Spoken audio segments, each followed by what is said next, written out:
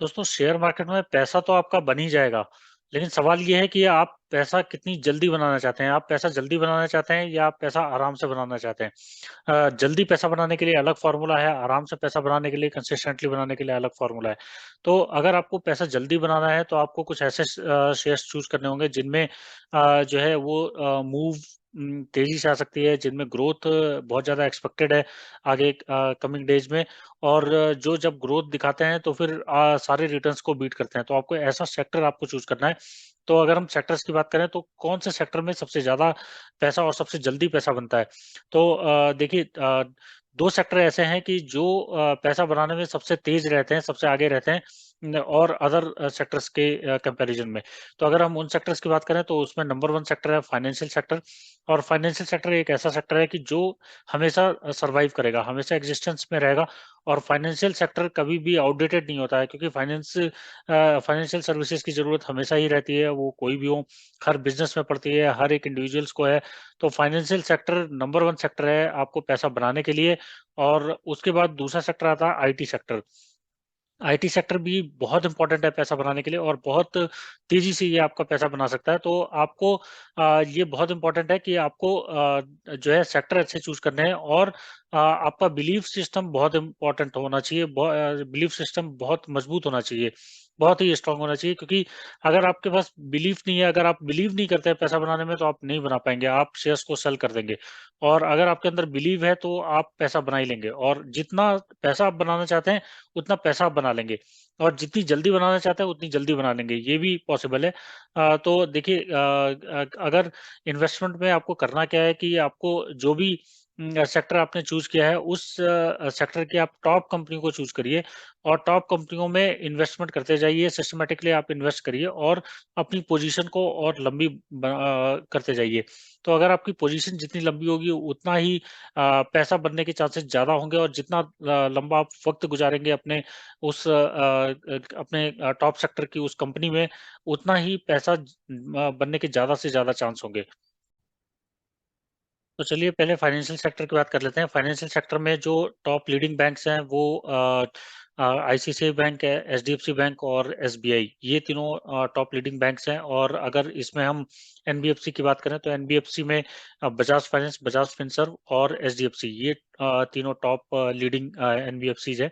तो आपको इन्हीं में रहना चाहिए, आपको इससे नीचे नहीं जाने की कोशिश करना चाहिए और उस इनमें भी अगर हम देखें तो सबसे ज़्यादा पैसा जो बनाया है सबसे तेज़ी वो बजाज फाइनेंस और बजाज फिनसर्व इन दोनों कंपनियों ने बनाया है, तो आपको बजाज फाइनेंस और बजाज फिनसर्व में आपकी सबसे ज़्यादा पोजीशन धीरे-धीरे आप इसमें एक्सपीरियंस ले सकते हैं और धीरे-धीरे अपनी पोजीशन इसमें इनमें बनाना शुरू कर सकते हैं और इसका जो है आउटलुक काफ़ी अच्छा दिख रहा है अभी आगे के दिनों में अगर आप 8 से 10 साल का व्यू लें, तो ये काफ़ी अच्छी कंपनी और एक अच्छा सेक्टर हो सकता है, आपको अपना पैसा बनाने के लिए।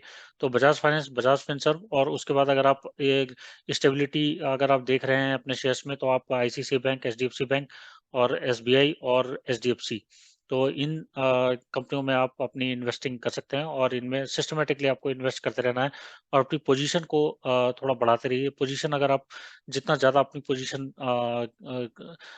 अपनी बड़ी पोजीशन बनाएँगे उतना ज़्यादा पैसे बनने के चांसेस होंगे।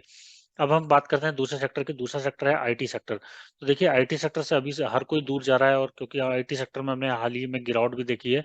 तो आईटी सेक्टर में क्योंकि अभी हमने देखा है कि रिसेशन आने वाला है या बहुत ज़्यादा इसके चांसेस है कि बहुत सारी कंपनियां फायरिंग कर रही हैं और इससे बहुत बड़ा इम्पैक्ट आईटी सेक्टर पे देखने को मिल सकता है। बट आईटी सेक्टर को आपको भूलना नहीं चाहिए। आईटी सेक्टर ने पास्ट में बहुत बड़ा पैसा बना के दिया है और अपने इन्वेस्टर्स के लिए एक जबरदस्त वेल्थ क्रिएट करके दी है।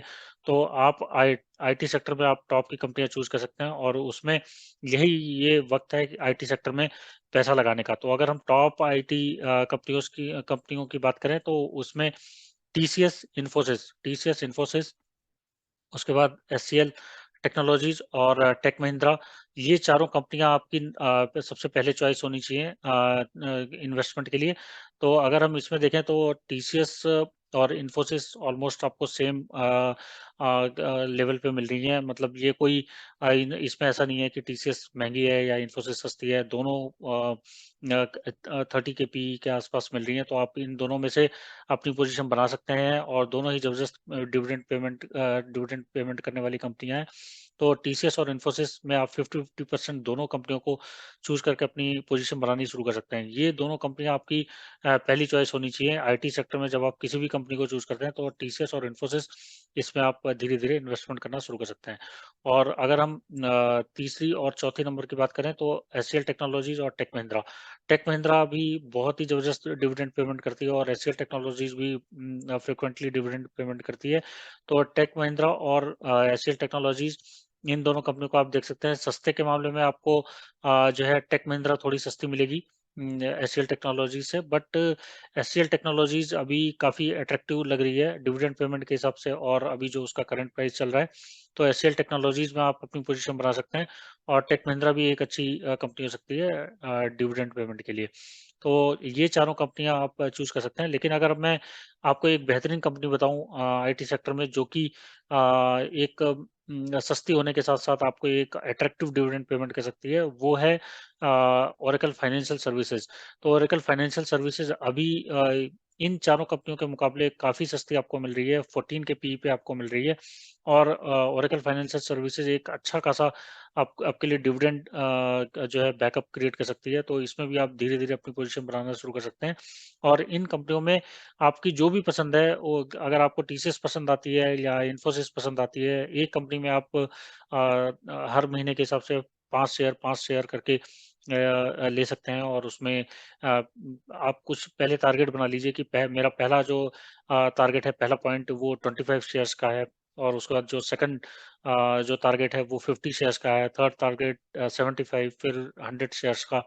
तो ये आप छोटे-छोटे माइलस्टोन्स बना सकते हैं जिसे आप अचीव करने के लिए इन कंपनियों में इन्वेस्ट कर सकते हैं।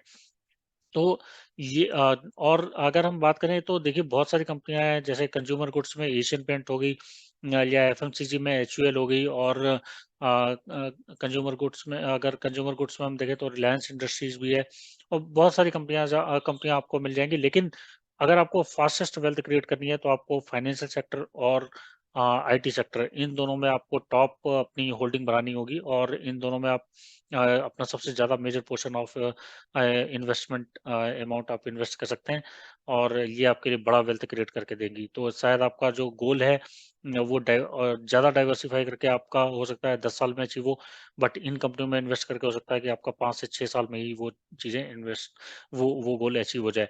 और बेसिकली आपको करना क्या है, आपको अपना समय बचाना है। जो अमाउंट आपका 10 या 15 सालों में बनना है, वही अमाउंट आपको 5 सालों में बनाना है। तो वो इसी से आएगी कि आप एक सबसे तेज़ी में रहने वाली सेक्टर में इन्वेस्ट करेंगे, तो आपका वेल्थ जल्दी क्रिएट होगा। मैं आशा करता हूँ कि आपको आज का ये वीडियो पसंद आया होगा। इस वीडियो में इतना ही और इंटरेस्टिंग वीडियोज़ आपके लिए आते रहेंगे। तब तक के लिए धन्यवाद।